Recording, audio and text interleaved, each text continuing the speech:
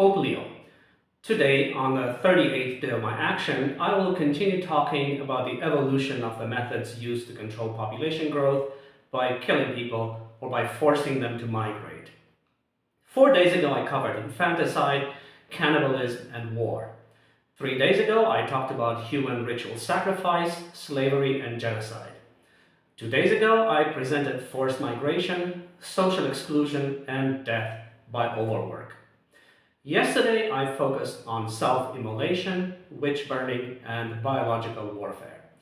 And today, I will discuss suicide, heresy and apostasy, massacres, and capital punishment. Let's start with suicide. In India, where Jauhar, mass suicide, was a socially mandated practice.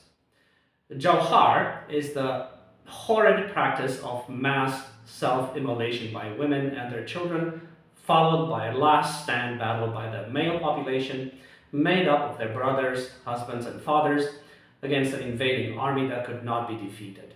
This form of mass suicide, in 2 steps to protect the honor of entire communities, was intended to save women from rape and prevent the capture and enslavement of both men and women by an invading force once defeat was imminent. Its repercussions on population control, however, cannot be overestimated, since one population made room for another through mass suicide. In this case, the victors really took it all. The crucial aspect of this practice is that it was resorted to only when a Hindu population faced an invader from another culture and religion, which supports the notion that the civilizations of the Indian subcontinent developed the same wars of convenience as the wars of attrition of mutual assistance conceived by the civilizations of Mesopotamia. But when faced with a prospect of conquest by an alien civilization and religion, all lives were on the table. It was all or nothing. During the internecine wars of Hindus against Hindus, there was no need for Jauhar. But when the Hindus lost to the Greek army under the command of Alexander the Great in 327 to 325 BCE, some 20,000 Agalosoid men, women, and children set themselves on fire. The same happened when the Hindu Rajputs lost Sindh, now a province in Pakistan, to the Arab force of the Umayyad Caliphate under the command of Muhammad ibn Qasim in 712 CE. And when Gwalior was lost to the Delhi Sultanate in 1232 CE, Chittorgarh in 1303 CE, and northern Karnataka in 1327 CE. Each of these lost battles ended in Jauhar for the women and children, as did many others where Hindus lost to Muslims. In Japan, seppuku, or harakiri, suicide by disembowelment, was practiced by the samurai and later by high-ranking officers and even soldiers until the end of World War II. It was part of the warrior's code of honor. Death by one's own hands was deemed preferable to falling into the hands of the enemies. It was also used as a form of capital punishment for samurai who had committed serious offenses or had brought shame to themselves. Female ritual suicide was practiced by the wives of samurai who had performed seppuku or brought dishonor. The women died by cutting the arteries of the neck with a knife.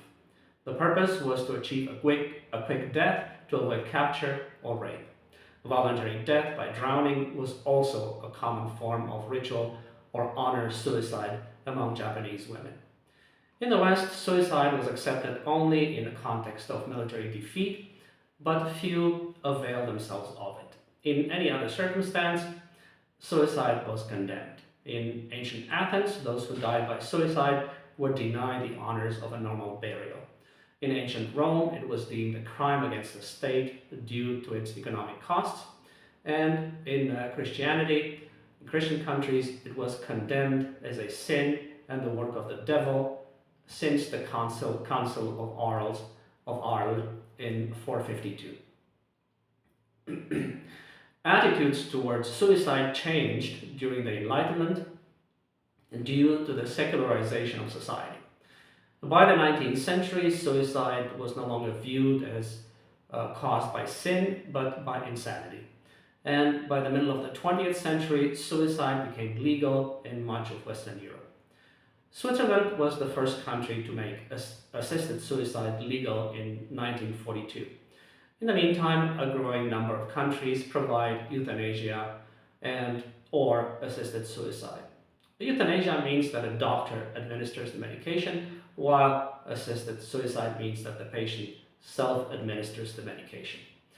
They are Switzerland, the Netherlands, Belgium, Luxembourg, Germany, Austria, Spain, Canada, Colombia, New Zealand, several states in the US, 2 Australian states, and most recently also the UK. In our days, suicide is the 10th leading cause of death worldwide, accounting for approximately 1.5% of total deaths, or circa 12 per 100,000 people. About 750,000 people die by suicide every year. Suicide rates are generally higher among men than women, ranging from 1.5 times higher in the developing world to 3.5 times higher in the developed world.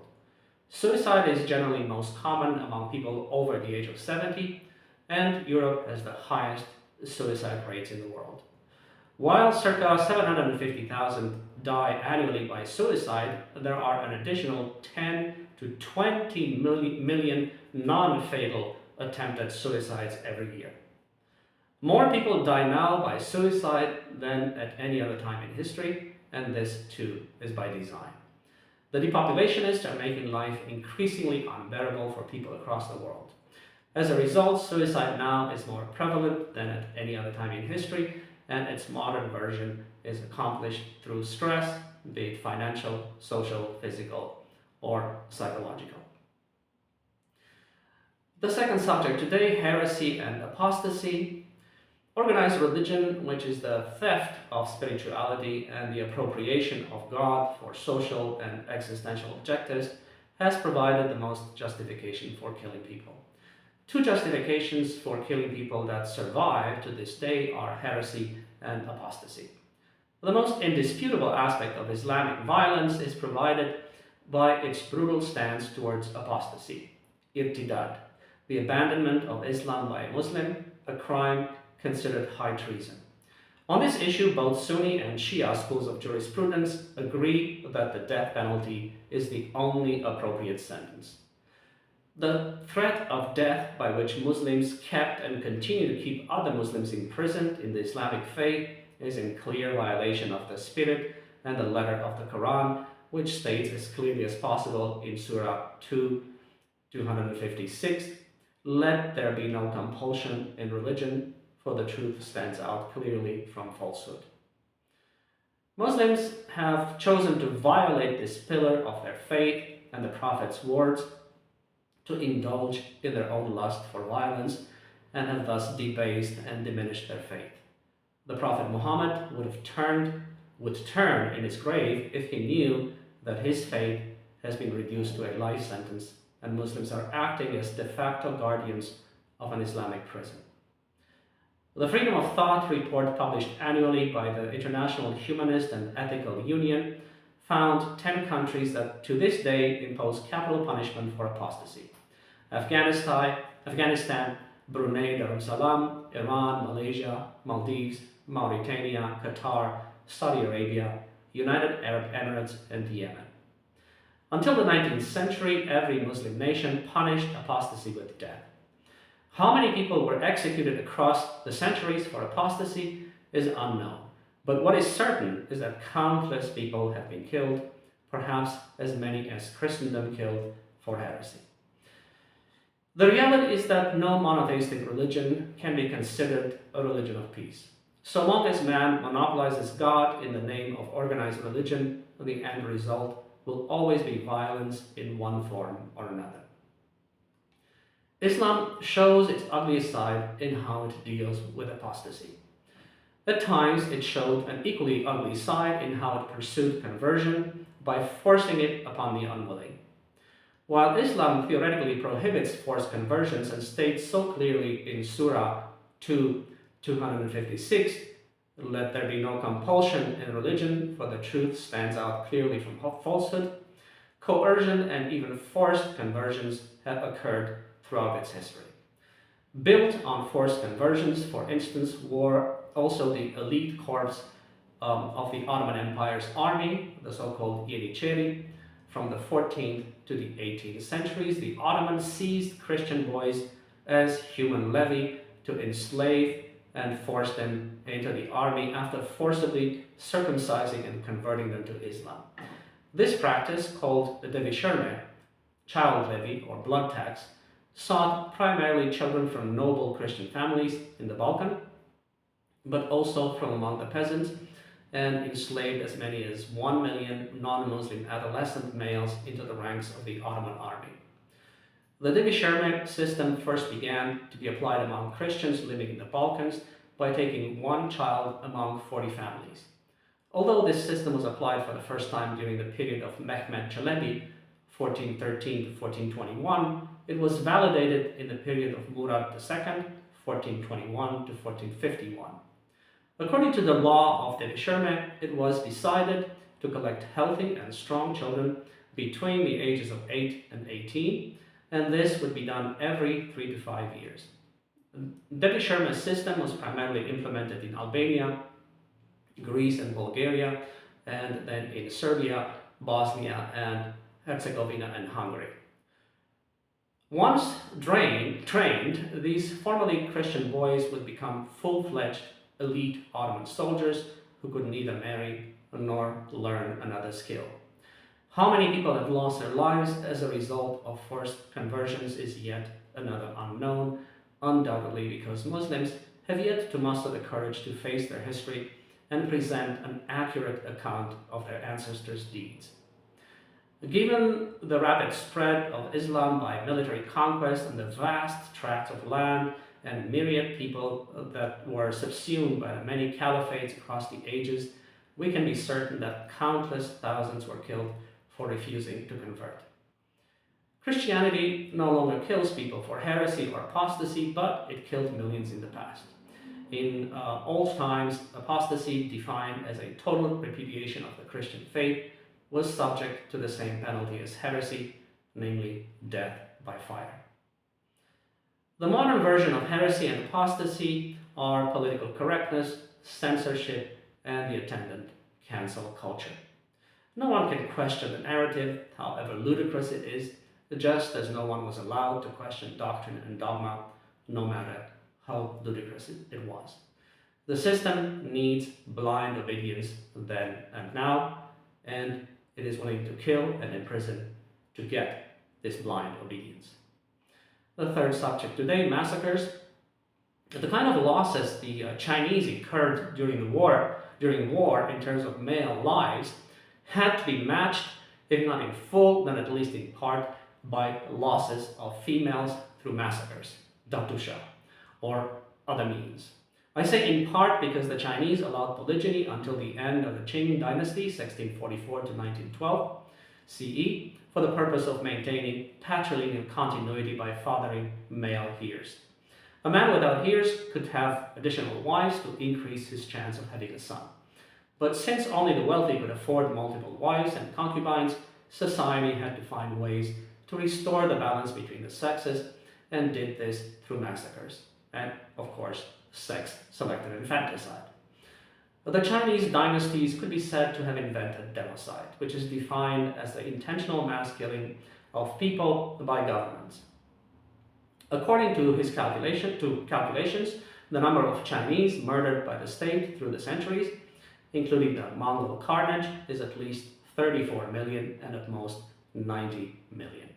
The massacres of civilians after capturing besieged cities have been recorded since the early Han Dynasty, 202 BCE to 9 CE, and became rather common during Emperor Wu's reign from 140 to 87 BCE, confrontations with the Xiongnu Steppe Confederation.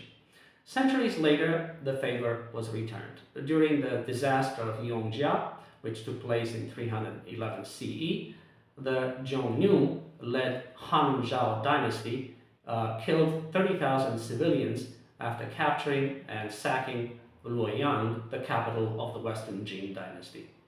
Massacres of civilians reached a peak during the Mongol conquest of the Jin dynasty, 1211 to 1234, which started in 1211 CE and lasted 23 years, and during the Mongol conquest of Western Xia, 1205 1210 CE, and then again 1225 to 1227 CE.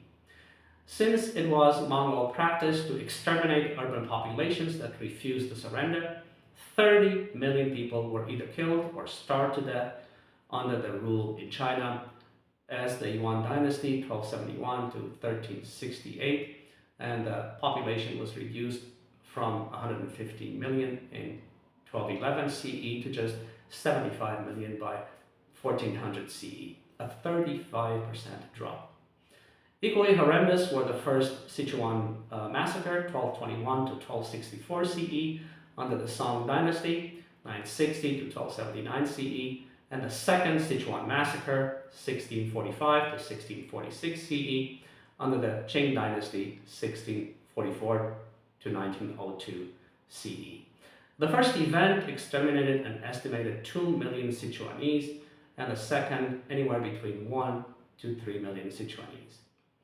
Many other massacres followed, of which the costliest in human life were the Yangzhou massacre of 1645, when 300,000 people paid with their lives, and the Zhonggao genocide of 1755 to 1757, which cost nearly 500,000 lives, both perpetrated by the Qing dynasty.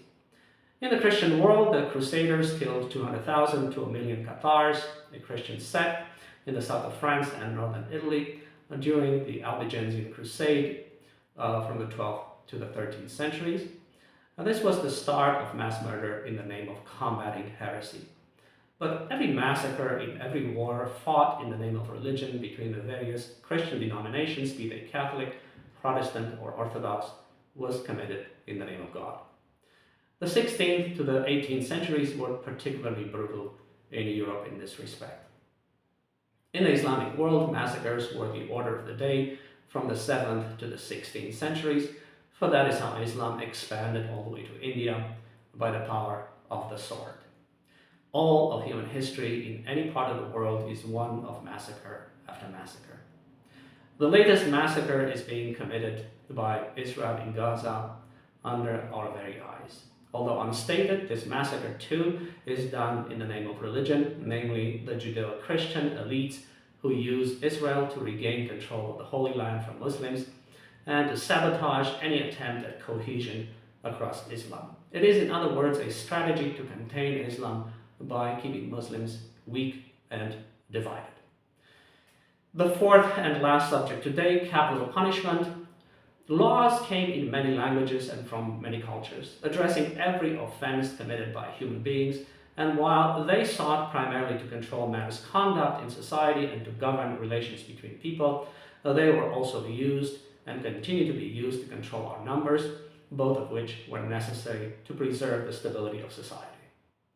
The first law code we know of in its entirety, and not just fragments, is the Code of Hammurabi, produced by the Babylonian king Hammurabi, 1792 to 1750 BCE, and consisting of 282 case laws with legal proceedings and penalties. It is the progenitor of the eye for an eye justice, the lex talionis. Every culture and civilization produced their own, some more brutal than others. The Jews, the laws of Moses, 10th to 6th century BCE, and the halakha. The Athenians, the draconian constitution, 7th century BCE, which pioneered the concepts of intentional and unintentional homicide, but made death the penalty for most offenses, and was followed by the Solonian constitution, a gentler code. The Romans, the 12 tables of Roman law from 451 BCE, followed by the Corpus Juris Civilis, compiled 529 to 534 CE. The Buddhists had the Edicts of Ashoka, 269 to 236 BCE. The Chinese, the Tang Code, 624 to 637 CE. The Hindus, the laws of Manu, from circa 200 BCE. And the Muslims, the Sharia, or Islamic law, from circa 570. To be effective, every law code on earth includes laws based on custom, which are rooted in man's innate sense of right and wrong, thus on natural law that people will always perceive as just, as well as laws based on the will and power of the king, which are purely utilitarian, as they are meant to allow a single person to exercise control over the rest, something that is antithetical to human nature and that people will consequently always perceive as unjust. This is a compromise imposed on Lady Justice by the existential issues posed by unrestrained procreation, namely unsustainable populations and unfulfilled necessities for survival, namely for food and resource scarcity, and made infinitely worse by the immorality of those in power and the indifference and cowardice of their subjects, which over the centuries developed into survival strategies because irrespective who came to power was powerless in the face of unrestrained population growth and the impossible demands on society's resources engendered by it. The dichotomy between natural law and social law, which makes the legal system embody justice and injustice in equal measure, lives on and will continue to do so until mankind as a whole assumes command and control over the sacred task of limiting human life on the planet and stabilizes the population at a level society can accommodate and nature can tolerate. Throughout history, the law affected population growth and access to resources through the 5 forms of punishment employed: fines, physical punishment and torture, slavery, incarceration, and death. Fines reduce consumption by transferring assets from the individual to the state. Physical punishment and torture reduce crime and increase obedience and compliance, making it easier for the state to deprive people of enough resources to stay alive. Slavery reduced consumption and lifespan. Incarceration separated men from women and reduced births. And death sentences reduced the population. Prisons, which were always underground dungeons, appeared in the first millennium BCE in Mesopotamia and Egypt, but were used to detain prisoners just long enough to be sentenced to death or lifelong slavery. The Romans continued the same practice and were even harsher, often chaining their prisoners to walls while in detention. Much ado is made about the apparent abandonment of capital punishment by the Romans in 384 BCE, but the reality is that people were condemned to slavery in gladiatorial schools, so-called ludus, instead, so they could be killed in the arena for entertainment. Either way, death was the outcome. The Greeks were the first to hold prisoners for a set period of time as a form of punishment that did not lead to death or slavery, but to the eventual restoration of their freedom. Greek prisoners could also be visited by family and friends and were prevented from escaping, not by high walls or bars, but by wooden blocks attached to their feet. The law was used to punish not just criminal violations and misdemeanors against others or the state, such as stealing, adultery, lying, defrauding, injurious teachings, maliciousness, or bearing false witness, but also neglect of worship or indifference to ritualistic observances, which helped priests imprison people in a mindset they alone were free to shape. The appearance of the law as a third power in society, next to the power of the king and the power of the priests, marks a shift from deaths caused by the will and whim of rulers to deaths caused by the rules of society, which were always written by priests but enforced by judges. Especially since all ancient civilizations favored the death sentence to all other forms of punishment. The law served to justify capital punishment and slavery as just punishment for violations caused by desperate people placed in impossible situations by society's failure to provide individuals with a way to earn a living or to earn enough to stay alive. More often than not, the law scapegoated individuals for society's failures, which is why pardons were non-existent and lex talionis, the eye for an eye principle, perpetuated and exacerbated misery so that no one could escape the cycle of poverty and violence and more people could be put to death. A system of justice, therefore, that created criminals and victims alike and made society increasingly brutal and vicious. The failure of the law as an instrument of justice and as a coercive force to inculcate moral conduct is best exemplified by the trials and executions of Socrates in 399 BCE and of Jesus in 33 CE. Both were killed for challenging the status quo made up by the corrupt collusion of secular and religious authorities. False charges were brought against them so that leadership could maintain power through the pretense of justice. In our days, my life presents the best example of abuse of the law to protect the system. Like Jesus and Socrates before me, I confront the system and expose its crimes. In retaliation, the system has suspended the rule of law by denying me justice in any court of law. It does this by preventing any court of law, be it civil or criminal, from taking my case. I am being killed by social exclusion and denial of income from my intellectual property. At the other end of the world, in India, much the same or worse happened.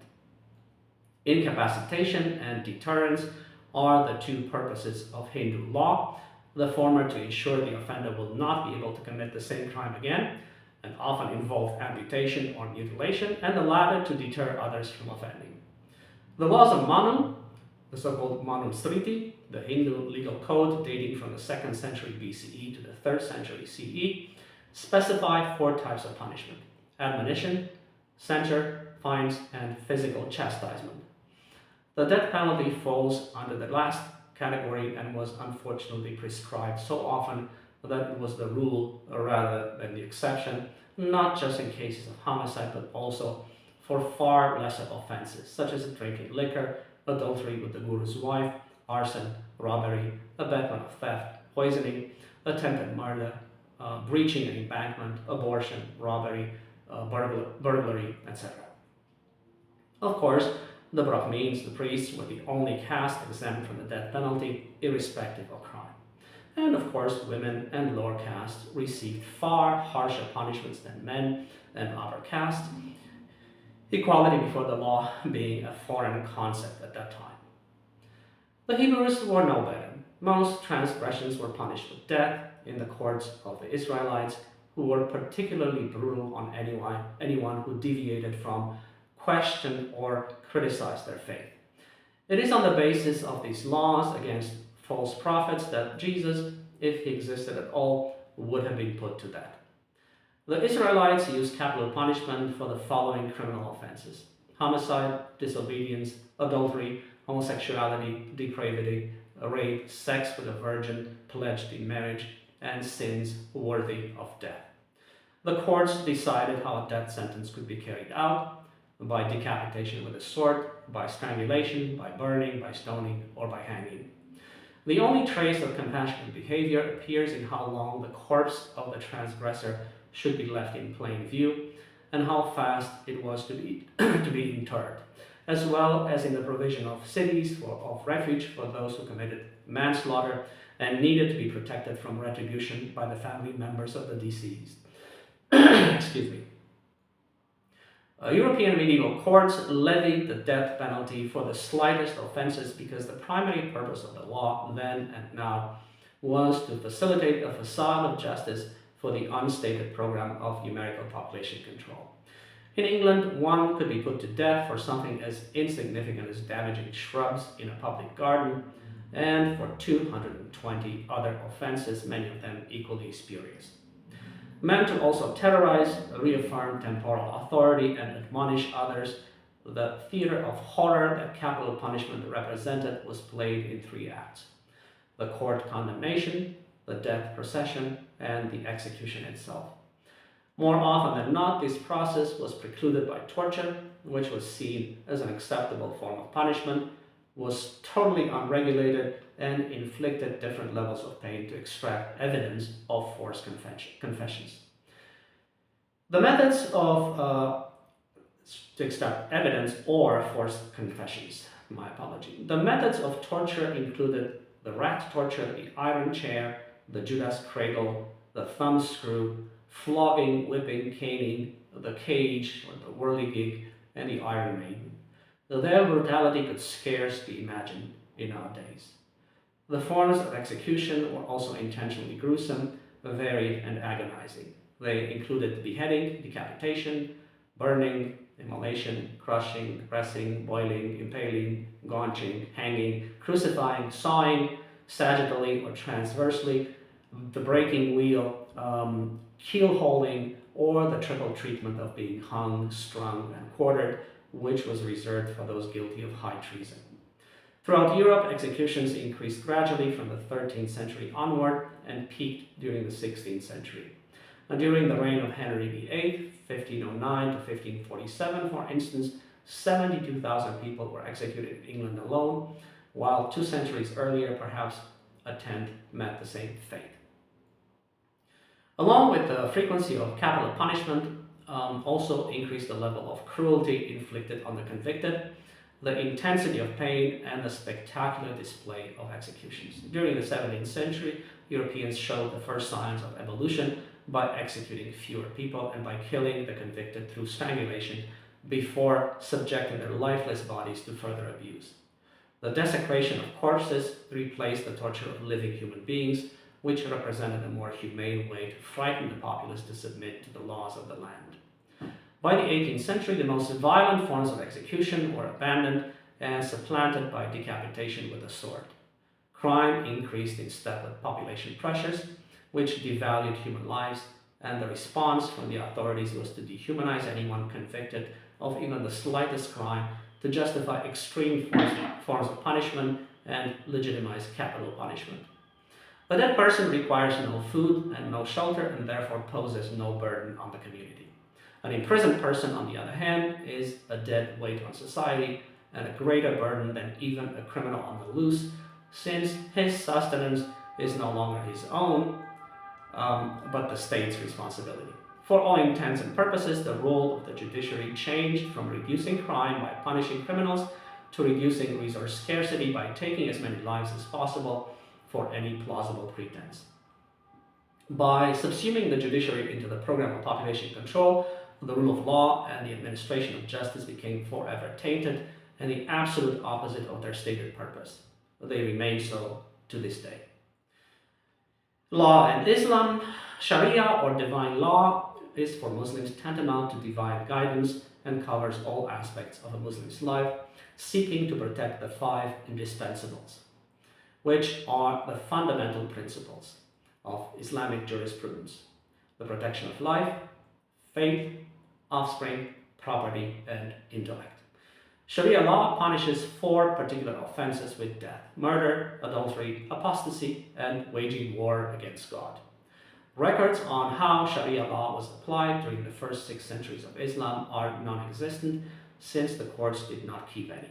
We can assume that virtually any criminal offense was punished with amputation or death, and that most amputations in pre-antibiotic times and also ended in death.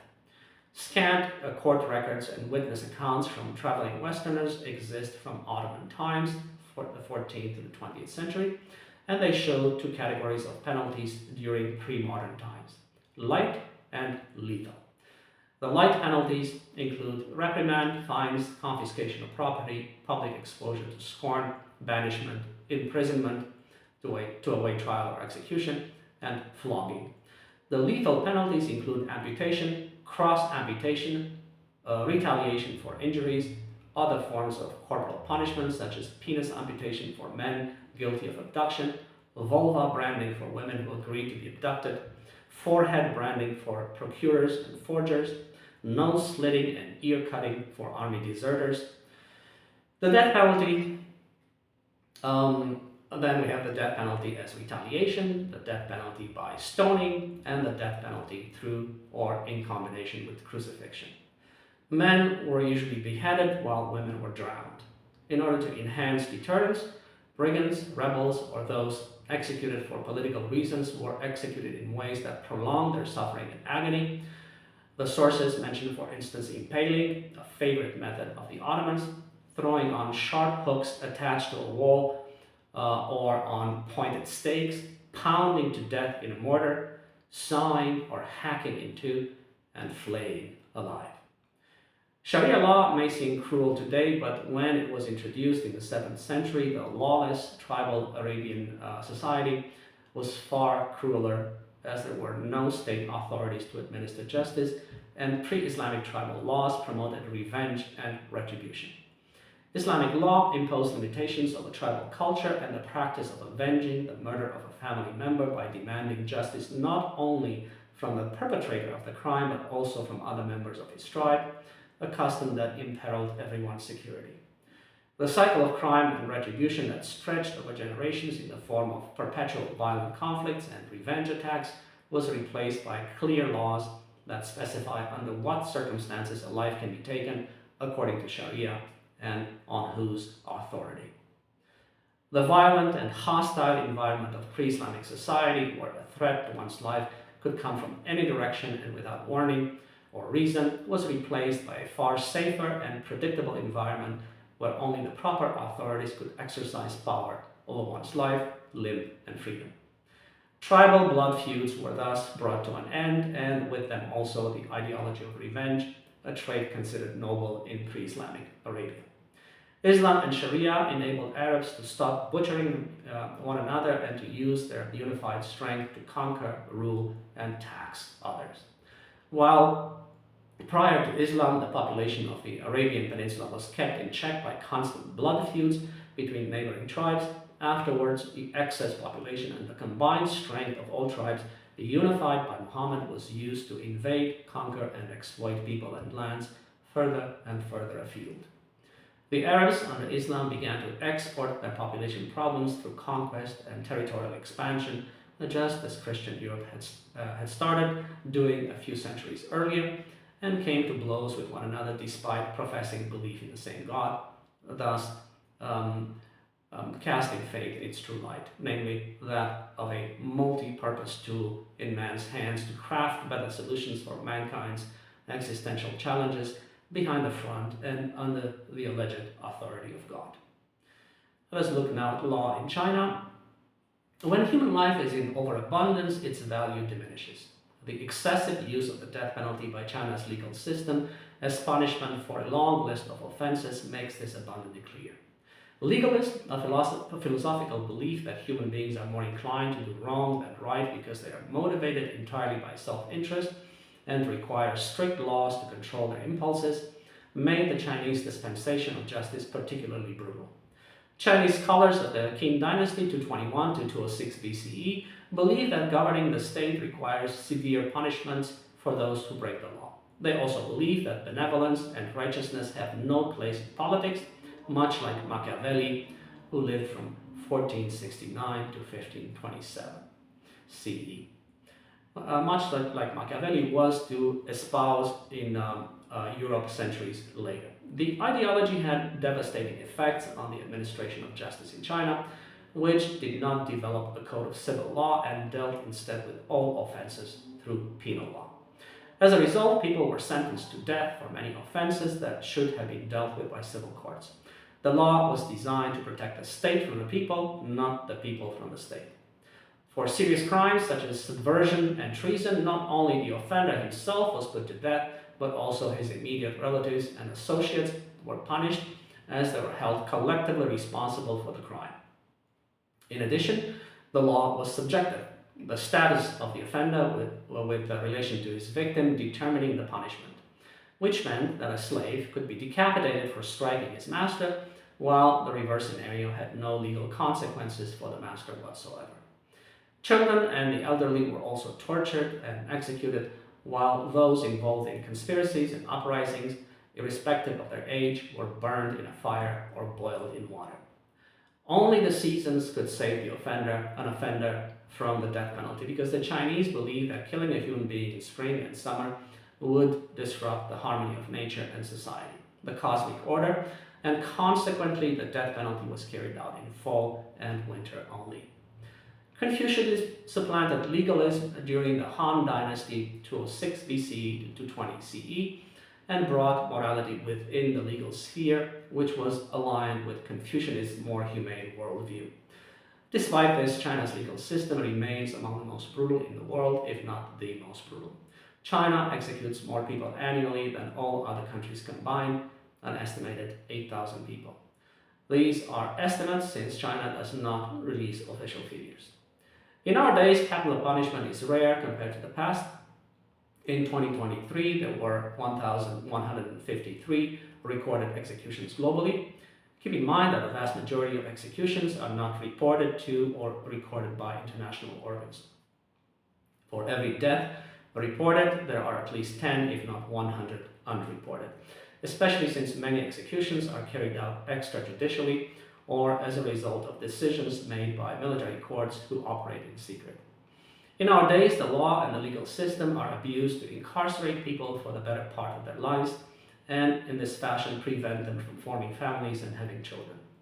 It is for this reason that once a person is convicted of an offense, however minor, the legal system will never let go of that person. To make sure that people end up in prison again, the system imposes onerous conditions of release, making it impossible for former inmates to build a life. For the same reason, prisons no longer provide training and education to inmates. Penitentiaries are designed to make professional criminals out of every person who ends up in jail. They are designed to make recidivism, that is to say, relapse into crime, inevitable. In this respect, the United States is by far the most diabolical country on earth. Although the US has just 4% of the global population, it has 20% of all prisoners in the world. Thank you for your attention.